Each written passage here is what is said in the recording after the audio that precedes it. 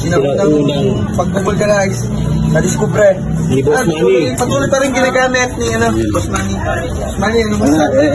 Naisipan lang na testingin kung ayos.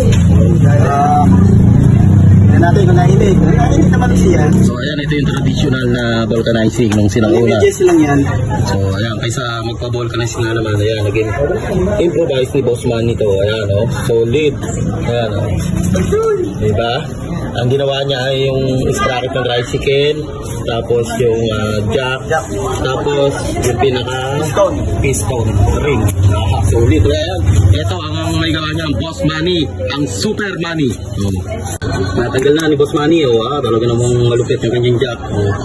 Kaya pinaluluwag niya.